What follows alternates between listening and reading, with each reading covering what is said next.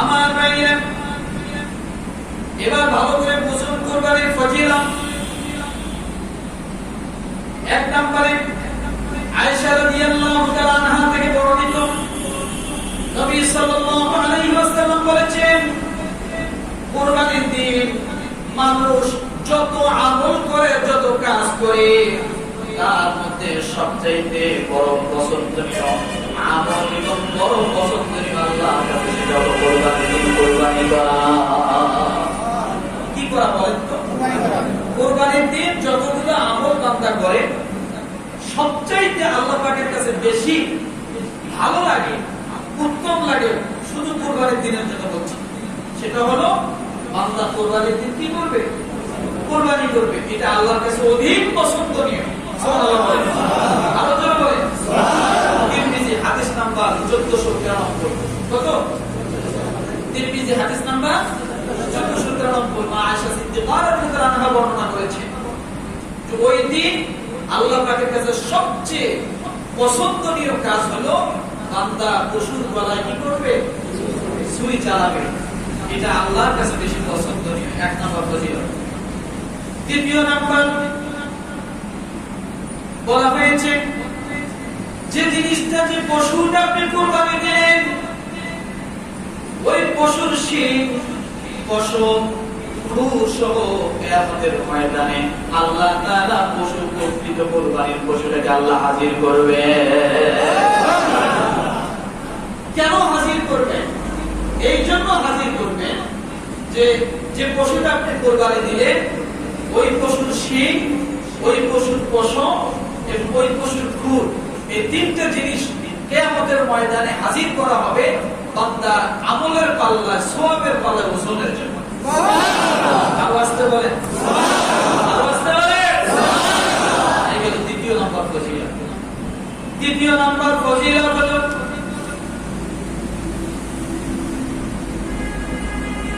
যে ব্যক্তি কুরবানি করলো, কুরবানির পশুর রক্ত জমিনে পড়ার আগে আল্লাহ তাআলার নিকট এক বিশেষ মর্যাদায় পৌঁছে যায়।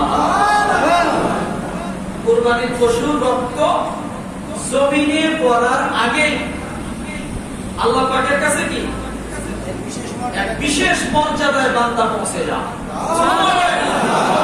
কে পৌঁছে যায়? বান্দা বিশেষ মর্যাদায় আল্লাহর কাছে পৌঁছে যায়। পশুর রক্ত জমিনে পড়ার আগে বিশেষ মর্যাদা কি হতে পারে আল্লাহ পাকই ভালো জানেন। হতে পারে বিনা হিসেবে আল্লাহ জান্নাত দিতে পারে, জান্নাতি মর্যাদা বানায় দিতে পারে। হতে পারে এই কুরবানির কারণে বিশেষ মর্যাদা, মানে দুনিয়ার সমস্ত বিপদ থেকে আপনাকে আল্লাহ হেফাজত করতে পারে। হতে পারে এই বিশেষ মর্যাদা যে আল্লাহ তাআলা আপনার থেকে এই কুরবানির মাধ্যমে আপনার থেকে অভাবকে দূর করে নিতে পারে, রিজিক বৃদ্ধি করে দিতে পারে, সম্মান বাড়ায় দিতে পারে। এটাই হলো বিশেষ মর্যাদায় বান্দা পৌঁছে যায় আল্লাহর কাছে। আমার ভাইরা, চতুর্থ নম্বরে ইবনে মাজাহ 3127 নম্বর হাদিস, যে হাদিস তুমি প্রথমে পড়েছি, মা হাদিহিল আদাহি ইয়া রাসূলুল্লাহ ক্বালা সুন্নাতু আবিকুম ইব্রাহিম। সাহাবায়ে কেরাম রাসূলকে প্রশ্ন করলেন, ইয়া রাসূলুল্লাহ কুরবানি কি? আল্লাহর নবী বলেন, কুরবানি হলো ইব্রাহিম আলাইহিস সালামের সুন্নাহ। কার সুন্নাহ? ইব্রাহিম নবীর সুন্নাহ, অর্থাৎ নিয়ম। সুন্নাহ মানে কি? নিয়ম, পথ। তিনি এই পথে হাঁটছিলেন, কুরবানি করছিলেন। আমার ভাইরা, এই ইবনে মাজাহ 3127 নম্বর হাদিসের নিচে বলা হয়েছে, পুনরায় জিজ্ঞাসা করা হলো, হে আল্লাহর রাসূল, আমরা কুরবানি করলে আমাদের মর্যাদা কি হবে? আমরা কুরবানি করলে আমাদের লাভ কি হবে? ইয়া রাসূলুল্লাহ, আমরা কুরবানি করলে আমাদের ফায়দা কি হবে?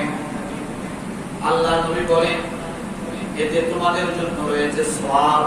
কি রয়েছে বলেন? সওয়াব। এতে তোমাদের জন্য রয়েছে নেকি, সওয়াব। তিনি বলেন সাহাবায়ে কেরাম প্রশ্ন করলেন কেমন সওয়াব?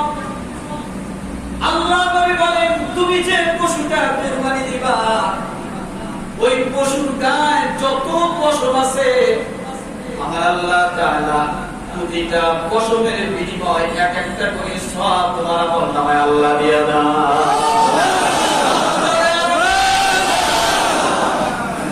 একটা পশুর গায়ে 100 পশম না বলো না কেন 200 পশম একসঙ্গে 300 পশম 1000 1 লাখ অগণিত কথা ঠিক কিনা? আল্লাহ নবী বলেন ইবনে মাজাহ 3127 নম্বর হাদিস পড়ুন। আল্লাহ নবী বলেন ও সাহাবী কেমন সওয়াব প্রশ্ন করেছো কত সওয়াব?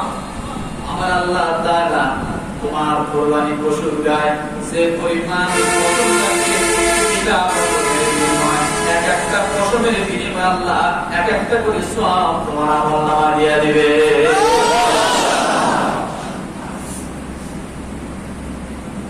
এই হলো নাম, এই হলো ফায়দা কথা ঠিক কিনা? এবার পঞ্চম নম্বরে ফজিলত ফাতেমা রাদিয়াল্লাহু তাআলা আনহা তিনি নিজে কুরবানি করতেন।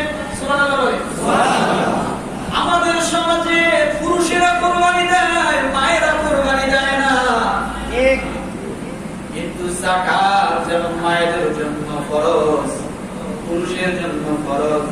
ফিতরা যেমন মায়েদের জন্য ওয়াজিব, পুরুষের জন্য ওয়াজিব।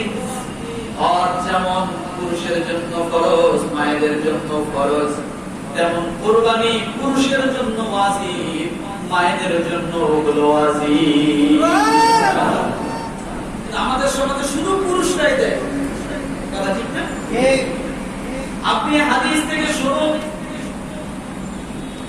এই হাদিসটা মুস্তাদরাক লিল হাকিম এই কিতাবের বর্ণনা এসেছে।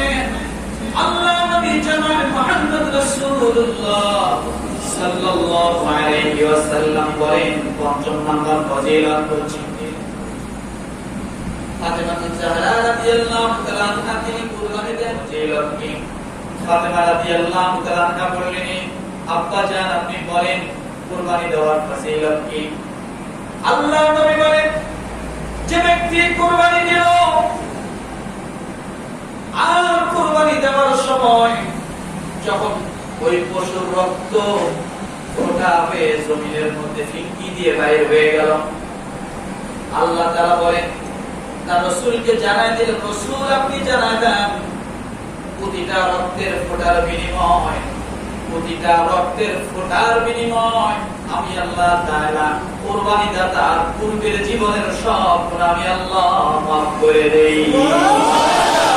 আরো জোরে আরো জোরে বলতে থাকেন বলে দিন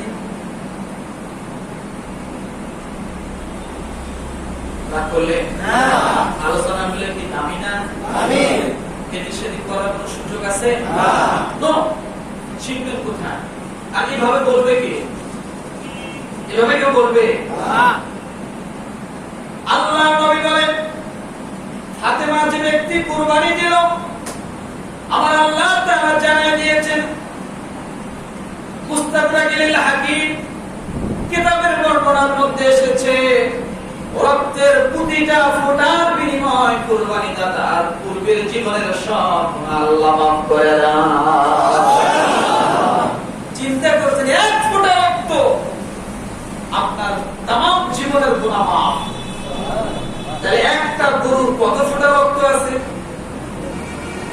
কত ফোঁটা রক্ত আছে? তাহলে এক ফোঁটা রক্ত দ্বারা আপনার জীবনের যদি গুনাহ মাফ হয় বাকি ফোঁটাগুলো আল্লাহ তাআলা আপনার আমলনামায় সওয়াবে পাহাড় পরিমাণ সওয়াবে ভরপুর করে দেন। আমার ভাইয়েরা ষষ্ঠ নাম্বার ফজিলত রক্তের প্রতিটা ফোঁটার বিনিময়ে সওয়াব দেন। মুসনাদে আমাদের বর্ণনা 17,400 নম্বর হাদিসের পরে যে হাদিসগুলো পড়বেন সেখানে দেওয়া আছে যায়েদ ইবনে আরকাম রাদিয়াল্লাহু তাআলা বর্ণনা করেন নবীজি সাল্লাল্লাহু আলাইহি সাল্লাম বলেছেন প্রতিটা রক্তের ফোঁটার বিনিময় একটা করে সওয়াব আমার আল্লাহ তাআলা বান্দার আমলনামা দিয়ে দেন। প্রতিটা রক্তের ফোঁটার বিনিময় একটা করে সওয়াব বান্দার আমলনামা দিয়ে দেন। এখন এক ফোঁটা রক্ত কি পরিমাণ? একটা আঙ্গুল যদি আপনি রক্তের মধ্যে, তাজা রক্তের মধ্যে চুবানোর পর আপনি আঙ্গুলটা যদি উঠান, ওঠানোর পরে আঙ্গুলের মাথায় একটা ফোঁটা এসে জমা হবে কিনা? হবে, জমা হবে। এই জমাকৃত একটা ফোঁটার পরিমাণ আপনার একটা সওয়াব, আবার এই জমাকৃত একটা ফোঁটা পরিমাণ আপনার জীবনের গুনাহ মাফ। এবার একটা চিন্তা করুন, তাহলে একটা গরু, একটা পশু কি পরিমাণ রক্ত আছে, কথা ঠিক না?